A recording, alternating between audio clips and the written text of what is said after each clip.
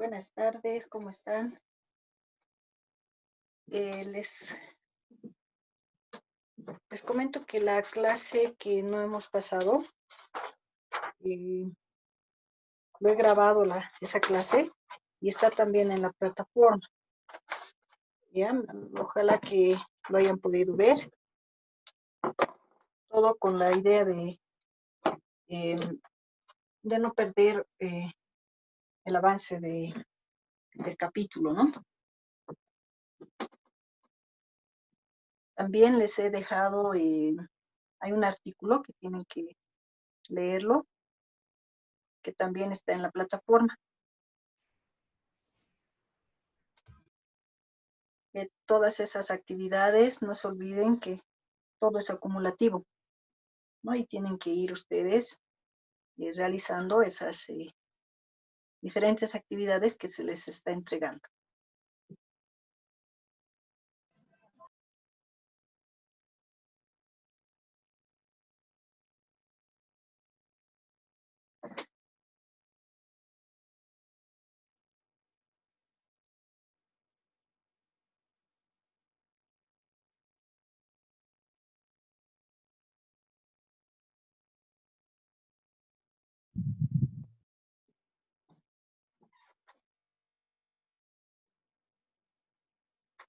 Bueno, en la clase que se ha grabado, continuaba con la cuestión de la alelopatía. Se había tocado el punto de la naturaleza de las sustancias alelopáticas. Se había comentado que todas las plantas en sí, por su naturaleza, pueden o tienen sustancias alelopáticas, ¿no? Sustancias que pueden resultar tóxicas para otras plantas, a lo que se llama la alelopatía, ¿no? Las cuales no van a permitir que otras plantas se desarrollen alrededor de él o cerca de él. Entonces, si bien todas las plantas producen estas sustancias tóxicas, sustancias químicas que pueden ser tóxicas para otras plantas, y va a depender mucho de la cantidad y de la calidad de la cual sean estas sustancias, ¿no? Y cantidad, bueno, si es muy poca la cantidad que segregan, entonces no va a ser tóxico, digamos, para otra planta. O si la calidad es muy baja en relación a la toxicidad, tampoco va a afectar a otra. Lo importante es que toda planta tiene sustancias químicas que son consideradas potencialmente alelopáticas. Y también se ha dado un breve listado de ese tipo de sustancias que producen las plantas, ¿no?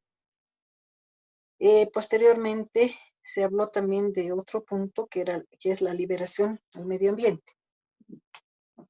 No estábamos en ese punto, inciso C, liberación al medio ambiente.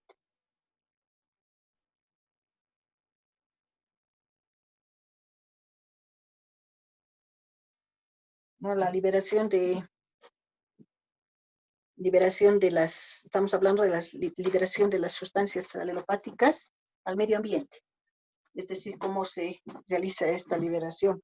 Si bien sabemos que potencialmente todas las plantas producen estas sustancias tóxicas, ¿no? Es decir, se ha comprobado ya esto, está comprobado científicamente que todas las plantas producen sustancias tóxicas. Entonces, la situación era averiguar o determinar cómo se liberan estas sustancias hacia el medio ambiente, lo que hace que perjudique, si quieren, a las otras plantas. Entonces, en relación a ello y en relación a las investigaciones que van haciendo los fisiólogos, malezólogos, biólogos y demás, nos hablan de la volatilización, que ya también en el anterior capítulo está, ¿no? Mediante la volatilización nos dicen que es algo muy común en las plantas. Es muy común que las sustancias tóxicas, que se encuentran en la planta sean liberadas mediante este proceso, ¿no? De la volatilización.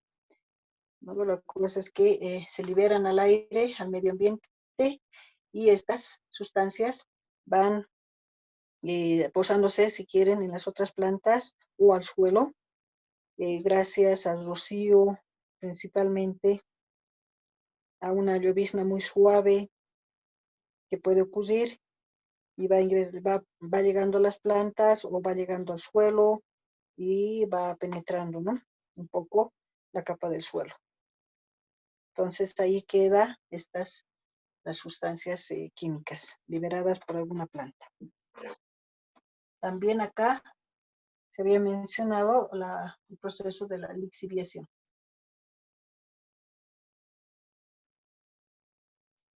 Que decíamos también que este es un término conocido por ustedes. Yo me imagino que han visto esto también. Recuerden ese término. Y mediante la lixiviación también hay sustancias que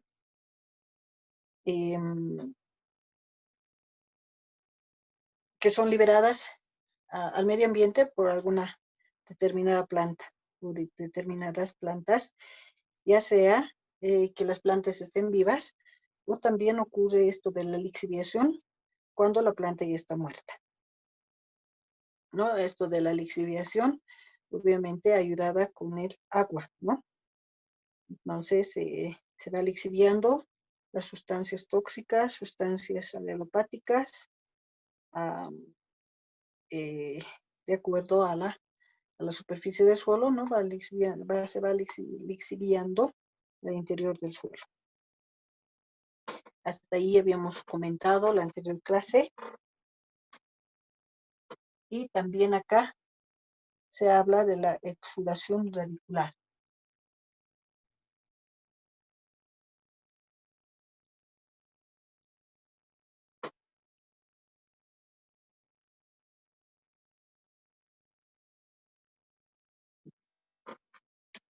¿No? Exudación radicular, bueno, esto es relacionado obviamente, como su nombre dice acá, con las raíces específicamente, ¿no?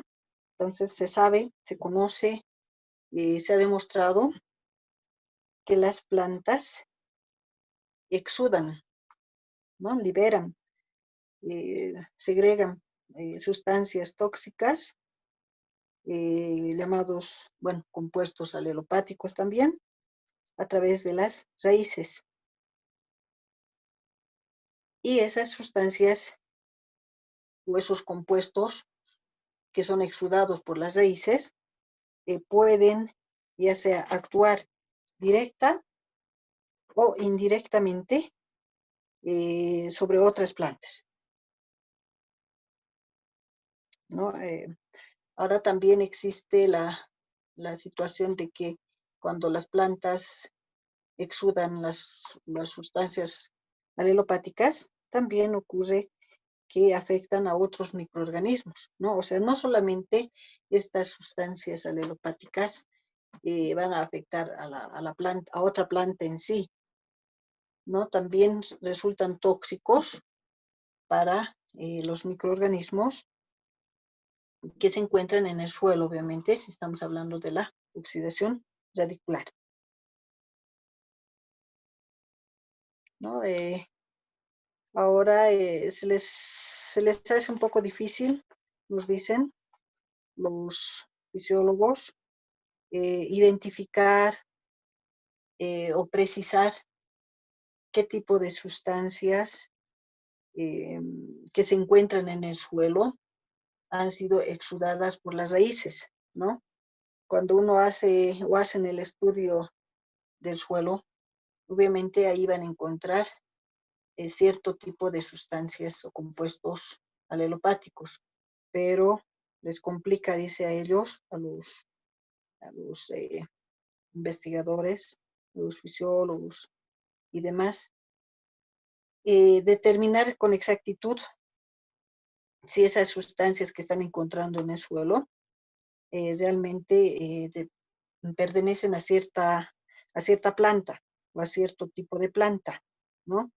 Entonces, por ese lado, todavía falta hacer el estudio. No hay esa exactitud para decir tal compuesto ha exudado la raíz de tal especie, ¿se dan cuenta? Entonces, en ese caso, no hay todavía esos estudios. Porque como también en el suelo existen microorganismos, no se olviden, entonces hay esa confusión, ¿no? Si ese compuesto alelopático viene de la raíz de una planta o viene de los microorganismos que se encuentran en el suelo, y estos también liberan diferentes compuestos, principalmente cuando comienzan a descomponerse, ¿no? De acuerdo a su descomposición. Y bueno, esa es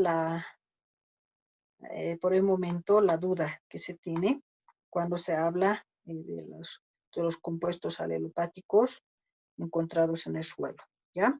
No podemos decir con exactitud a qué especie de planta pertenece o a qué microorganismo del suelo pertenece. Un ejemplo de este tipo de liberación se tiene en el caso del ácido oxálico.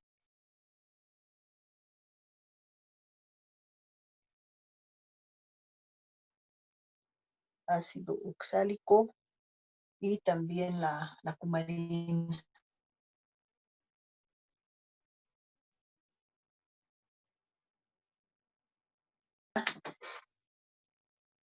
incluida en este tipo de liberación, ¿no? Que es la exudación radicular. Y también otra forma de liberación de sustancias alelopáticas está relacionado con lo que hemos mencionado anteriormente, que es la descomposición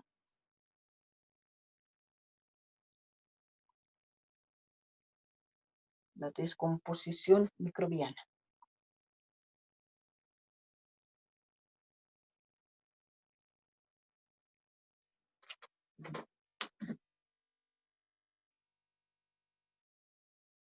Descomposición microbiana. También está relacionado con la liberación de sustancias alelopáticas, sustancias tóxicas al medio ambiente. ¿Y cuándo ocurre, o qué ocurre cuando uno habla de descomposición microbiana, ¿no? Sabemos que toda célula, todo organismo está compuesto por células, y a su vez esta célula se mantiene, digamos, estable porque tiene una membrana celular, que la protege y cumple unas funciones, diferentes funciones, ¿no? Cuando ya hablamos de una descomposición, se está hablando de la descomposición de esta membrana, ¿no? De la pérdida, se dice pérdida de la integridad de esa membrana celular, ¿no? Entonces, sabemos que toda célula tiene un número de compuestos diferentes, y por lo tanto, esta membrana, la membrana celular, libera, ¿no es cierto?, estos compuestos, ya sea en contacto con otras células y demás. Por lo tanto, cuando ocurre ya la descomposición de la membrana celular, o sea, ya no hay ese control, ¿no? Entonces, hay sustancias que ingresan, salen, existe un intercambio, no existe ya un control de la célula en relación a la liberación de sus sustancias. Y por lo tanto, ocurre la toxicidad, ¿no? La toxicidad hacia otras células, hacia otros organismos que se encuentran junto al organismo, al microorganismo que que se está descomponiendo. Entonces, por ese lado, también existe una liberación de las sustancias alelopáticas al medio ambiente.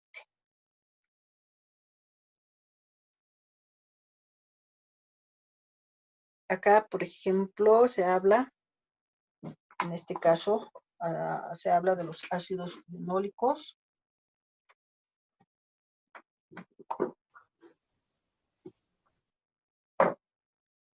Por ejemplo, estamos hablando de los ácidos fenólicos,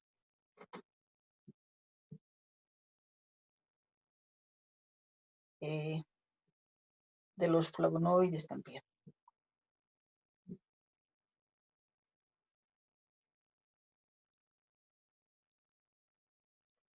¿no? También existe esta cuestión de los flavonoides que son liberados al medio ambiente a través de una descomposición microbiana.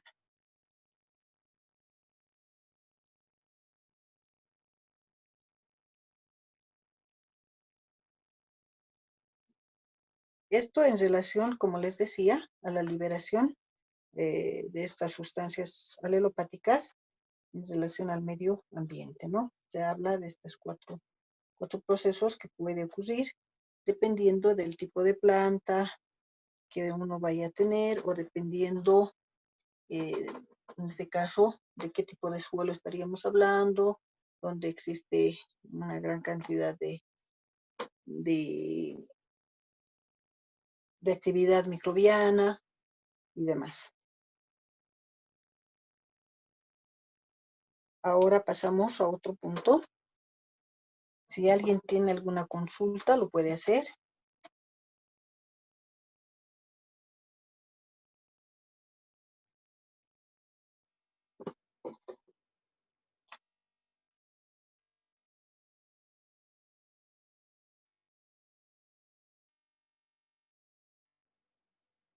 Pasamos a los mecanismos de acción.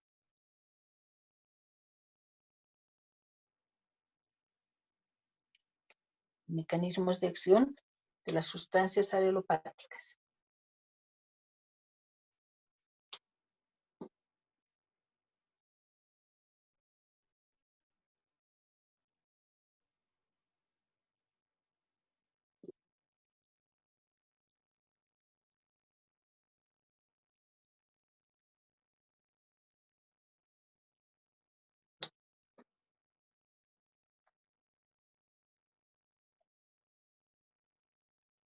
Mecanismos de acción de las sustancias alelopáticas.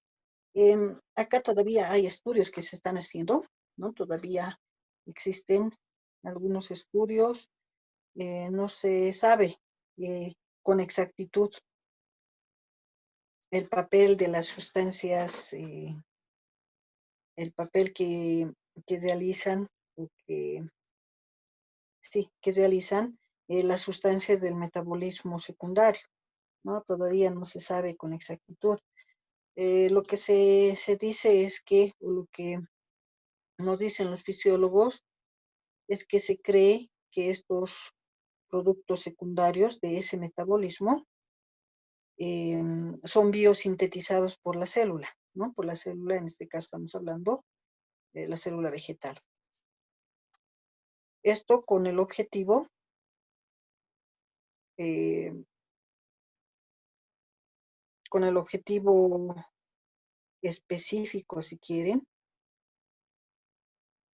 de acuerdo al código que cada planta tiene, eh, como les puedo indicar, de acuerdo al código genético que tienen, puedan ya sea producir más, aumentar su producción, ¿no? En relación a producir más o tal vez mantener la producción de estas sustancias alelopáticas. O sea, no se sabe exactamente cómo es que actúa eso en relación a la planta. O sea, no hay una explicación exacta sobre esa situación, ¿no? Hay eh, algunas opiniones, si quieren, algunas sugerencias y demás que nos dan algunos fisiólogos en relación a esto, ¿no? En relación al mecanismo de acción. Uno de ellos, por ejemplo, es la asimilación de nutrientes.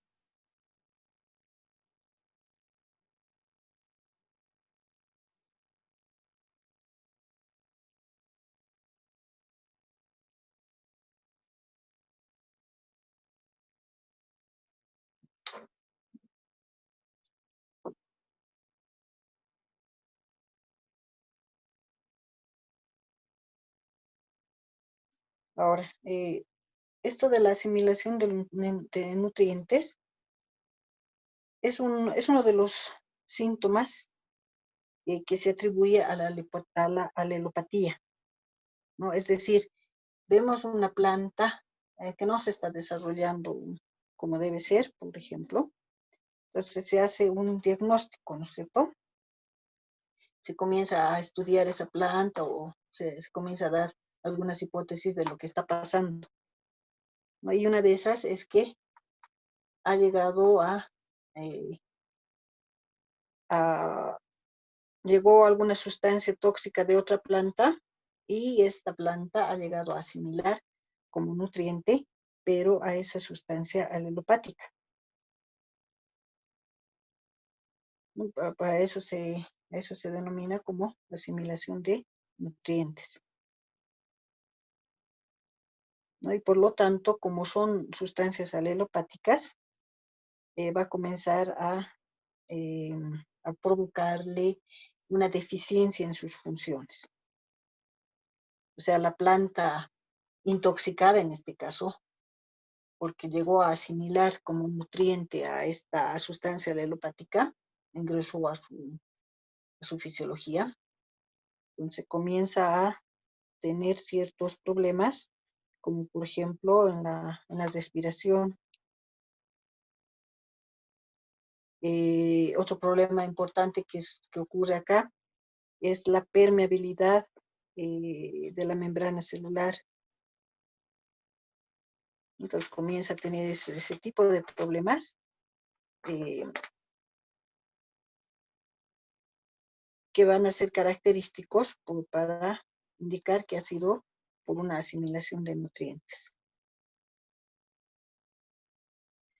También ocurre acá, algo importante de recalcar, es que la planta reduce, ¿no? Reduce la absorción, ya sea de macronutrientes como de micronutrientes.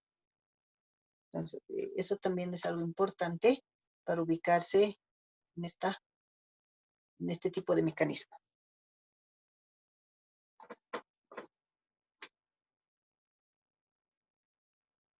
Acá también se habla de otro mecanismo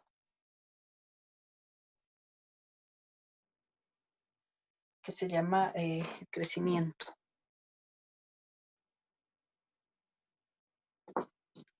Es decir, que las sustancias alelopáticas, en este caso, dependiendo obviamente de qué sustancia alelopática específica estemos hablando, le afectan a la planta en relación a las hormonas que son responsables en su crecimiento, ¿no? Eh, esas sustancias alelopáticas le van a afectar en el crecimiento, ¿no? Por esa razón pueden quedarse tal vez algunas plantas con poco crecimiento y obviamente ya no van a poder, ¿no? Desarrollarse como debe ser. En este caso, estarían afectando, por ejemplo, al ácido gibberélico.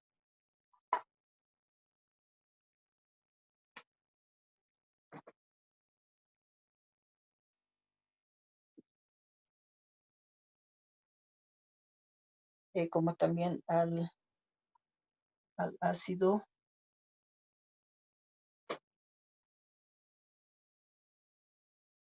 indolacético.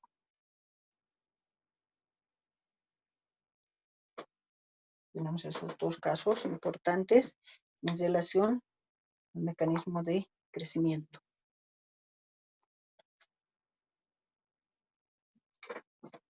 Acá también hablamos de la fotosíntesis.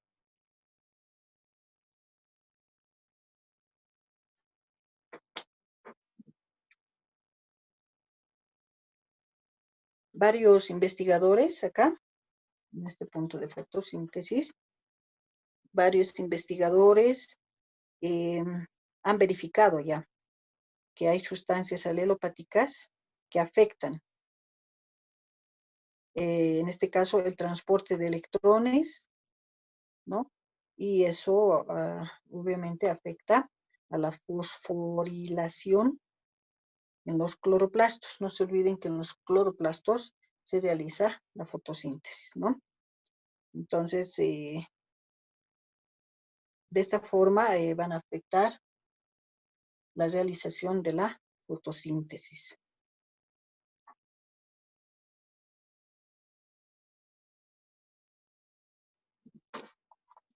También hablamos acá de la respiración.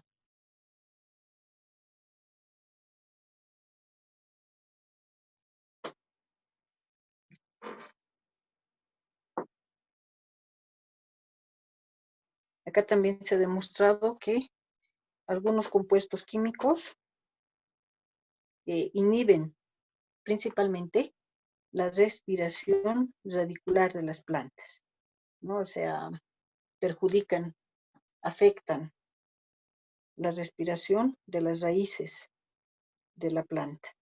Y aquí sí se tiene un dato, que es el caso de la juglona.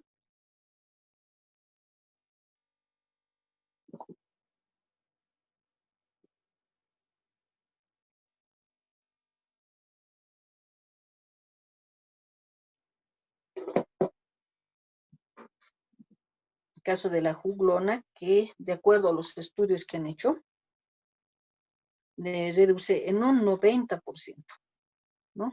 Reduce en un 90% la respiración de las raíces, como en el caso principal del maíz. En esa planta se hizo el estudio, ¿no? Acá en un 90%, en el caso específico del maíz.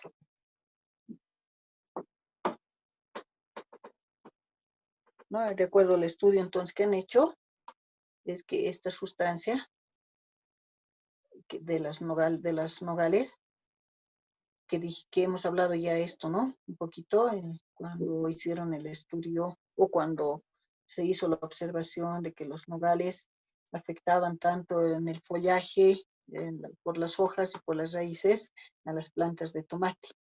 No las dejaban crecer. Por eso es que había que cultivar tomate a cierta distancia de estas plantas. Entonces, de acuerdo a esas referencias y demás, de acuerdo a otras observaciones en otros cultivos y en otros lugares, nos dicen que la juglona, que proviene de los nogales, reduce en un 90% la respiración de las raíces, en el caso específico del maíz.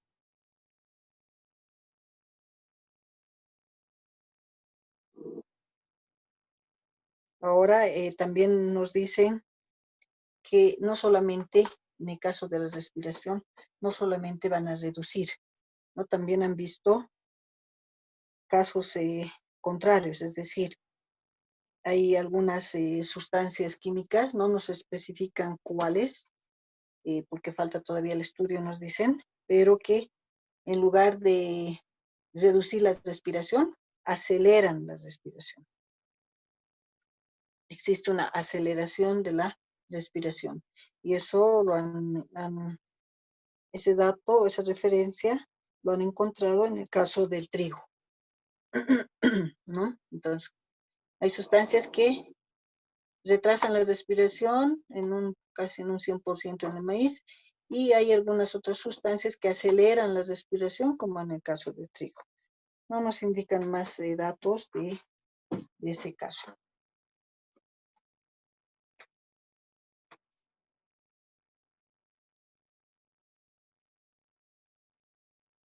También se habla de la síntesis de proteínas.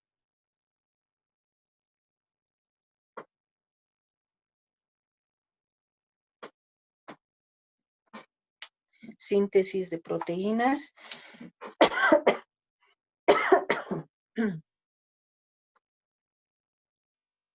Acá, por ejemplo, nos dan un dato exacto, nos dicen que se ha verificado que los ácidos fenólicos y las cumarinas impiden la incorporación del carbono en las proteínas de las semillas, ¿no? Eso ya es un hecho, digamos, ¿no? Por eso hablan de síntesis de proteínas, ¿no? Otra vez, aquí se ha verificado, se ha demostrado que los ácidos fenólicos y las cumarinas impiden la incorporación del carbono en las proteínas de las semillas. Entonces, eso va a afectar, obviamente, al desarrollo de las mismas, ¿no?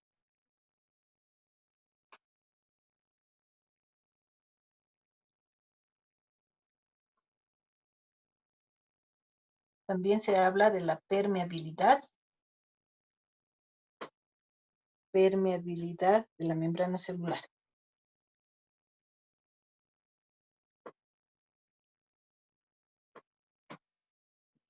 Permeabilidad de la membrana celular. Aquí también se habla específicamente del ácido salicílico. Se ha demostrado que el ácido salicílico provoca pérdidas en el tonoplasto, está hablando de la célula, ¿no? En la parte viva de la célula, ¿no? Pérdidas considerables de potasio, ¿ya? Potasio en el tonoplasto de la célula, es decir, en la parte viva de la célula. Y también, no solo hablando específicamente de células, pero también ya se habla de la pérdida de potasio en los tejidos de las raíces.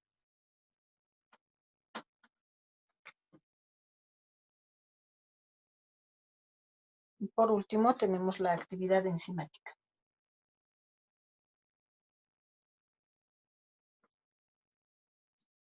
Actividad enzimática. Nos dicen los fisiólogos que existen algunos productos alelopáticos, que también les llaman aleloquímicos, que inhiben esta actividad enzimática, ¿no? Inhiben la actividad enzimática en algunas plantas. Específicamente, ¿cuál es el producto que inhibe esta actividad? Está hablando de los ácidos clorogénicos,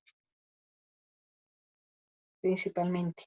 Ácido clorogénico, el cual impide la actividad, en este caso, una actividad enzimática, en este caso de la papa.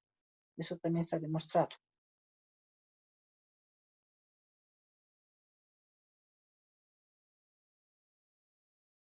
Y así, en relación a otras plantas, nos hablan de los taninos, de la catalasa, la amilasa, etcétera, ¿no? Entonces puede variar. Ahí falta un poco más de estudio en relación específica a ciertas plantas. Pero sí ya nos aseguran que el ácido clorogénico impide la actividad en el caso de la impide la actividad enzimática en el caso de la papa. Eso ya está demostrado.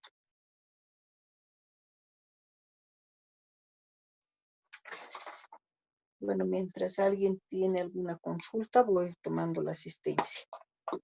Elin Arano. Inge presente. Ya. Gladys Chalco. Presente, ingeniera. Mayra Condori. Grisela Flores. Presente, ingeniera. Wilfredo Huanca. Presente, ingeniera. Ana Carolina.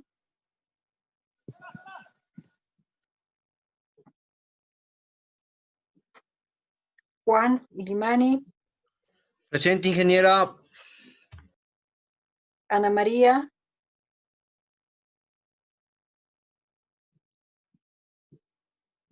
Azaí. Gisela Poma. Presente, Inge. Tatiana. Sí, Inge, presente. Julia Romero.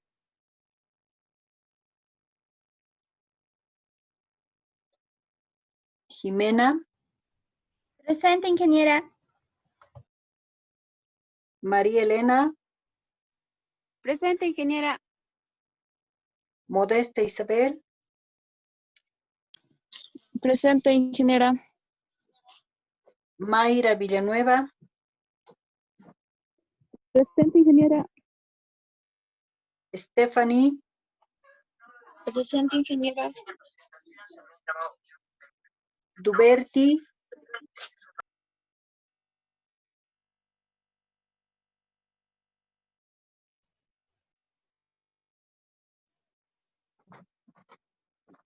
Ya. Entonces, esto ya se va a cortar. Nos estaríamos conectando el día de mañana, jóvenes. No se olviden siempre, si tienen alguna consulta, hacerla para poder aclarar. Gracias por su atención. Estamos conectándonos mañana. Que les vaya bien.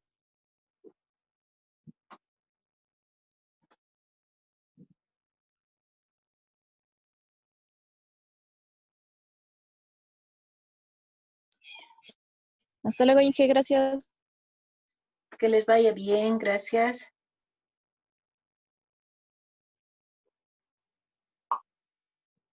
Hasta luego, Inge. Chao, que les vaya bien.